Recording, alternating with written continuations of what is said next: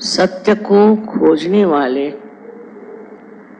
और जिन्होंने सत्य को खोज भी लिया है, ऐसे सब साधकों को हमारा प्रणाम।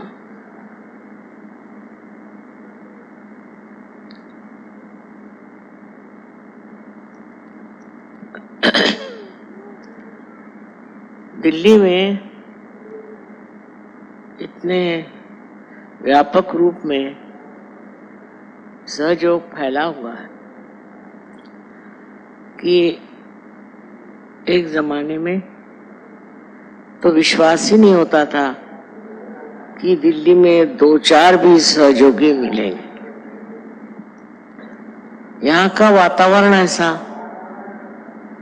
उस वक्त था कि जब लोग सत्ता के पीछे दौड़ रहे थे और व्यावसायिक लोग पैसे के पीछे दौड़ रहे थे। तो मैं ये सोचती थी कि ये लोग अपने आत्मा की ओर कब मुड़ेंगे। पर देखा गया कि सत्ता के पीछे दौड़ने से वो सारी दौड़ निष्फल हो जाती, थोड़े दिन टिकती है। न जाने कितने लोग सत्ताधारी हुए और कितने उसमें से उतर गए। उसी तरह जो लोग धन प्राप्ति के लिए जीवन बिताते हैं, उनका भी हाल वही हो जाता है, क्योंकि कोई सी भी चीज जो हमारे वास्तविकता से दूर है, उसके तरफ जाने से अंत में यही सिद्ध होता है कि ये वास्तविकता नहीं। उसका सुख, उसका आनंद क्षण भर में भंगुर हो जाता है, खत्म हो जाता है। और इसी वजह से मैं देखती हूँ कि दिल्ली में इस कदर लोगों में जागृति आ गई है। ये जागृति आपकी अपनी संपत्ति है, ये आपके अपने शुद्ध हृदय से पाई हुई प्रेम की बरसात। इसमें न जाने हमारा लेना देना कितना, किंतु समझने की बात यह है कि अगर आपके अंदर ये सूझबूझ नहीं होती तो इस तरह से ये कार्य संपन्न नहीं हो सकता।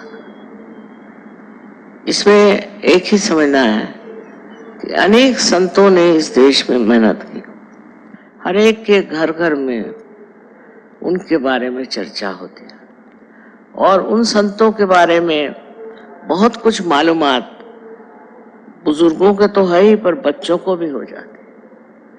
धीरे धीरे ये बात जमती है कि आखिर ये लोग ऐसे कौन थे जिन्होंने इतना परमार्थ साध्य किया। पता नहीं कैसे इतने व्यावसायिक लोग, जिनका सारा ध्यान रात दिन पैसा कमाने में, सत्ता कमाने में जाता है, वो मुड़कर सहयोग में आ गए, क्योंकि उनकी जो वो खोज थी उसमें आनंद नहीं था, उसमें सुकून नहीं था, शांति नहीं थी, किसी प्रकार का विशेष जीवन नहीं था। जब मनुष्य ये पता लगा लेता है कि उसके अंदर कोई ऐसी वास्तविक आनंद की भावना आई नहीं, न ही उसने कोई उस सुख को पाया जिसके लिए वो इस संसार में आया।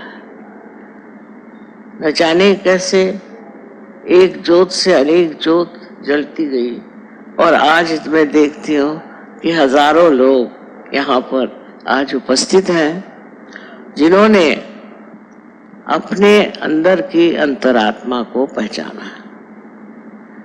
सबसे पहले जान लेना चाहिए कि हमारे अंदर जो बहुत सी त्रुटियां हैं, उसका कारण है कि हम लोगों ने धर्म को समझा नहीं। जो कुछ धर्म मार्तंडों ने बता दिया, हमने उन्हीं को सत्य मान लिया। उन्होंने कहा कि आइए आप कुछ अनुष्ठान करिए या कुछ पूजा पाठ करिए या और हर तरह की चीज बताई। मुसलमानों को भी इस तरह से पढ़ाया गया कि तुम अगर इस तरह से नमाज पढ़ो और इन मुल्लाओं के कहने पे चलो तो तुम्हें मोक्ष मिल जाएगा। अब मनुष्य सोचने लगा कि ऐसा तो कुछ हुआ नहीं, ऐसी तो कोई प्राप्ति हुई नहीं, फिर ये है क्या? ये कर्म कांडों में हम क्यों फंसे? और ये कर्म कांड हमें बहुत ही गहरे अंधकार में ले जाते हैं। हम लोग सोचते हैं कि इस कर्म कांड से हम कुछ पालेंगे, सो किसी ने पाया नहीं। जन्म जन्मांतर से लोगों ने कितने कर्म कांड किए हैं, उन्होंने क्या पाया? अब पाने का समय भी होता है। आज इस कलयुग में ये समय आ गया, ऐसा आया है कि आपको सत्य प्राप्त हो। सत्य की प्राप्ति यही सबसे बड़ी चीज है, और सत्य ही प्रेम है और प्रेम ही सत्य है। इसकी ओर आप जरा विचार करें कि हम सत्य को खोजते हैं तो सोचते हैं कि सन्यास ले लें, हिमालय पे जाएं, अपने बाल मुंडा लें और तरह की चीजें करें।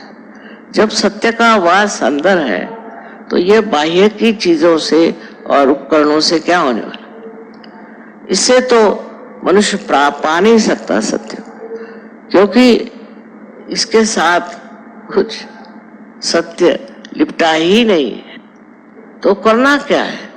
करना ये है कि आपके अंदर जो सुप्त शक्ति कुंडलिनी की है उसे जागृत करना है। अब कुंडलिनी की शक्ति आपके अंदर है या नहीं, ऐसी शंका करना भी व्यर्थ है। हर एक इंसान के अंदर त्रिकोणाकार अस्थि में कुंडलिनी की शक्ति है और उसे जागृत करना बहुत ही जरूरी है, जिससे कि आप उस चीज को प्राप्त करें जिसे मैं कहती हूँ सत्य, वास्तविकता। सबने कहा है कि अपने को जानो, अपने को पहचानो, लेकिन कैसे? हम तो अपने को जानते ही नहीं।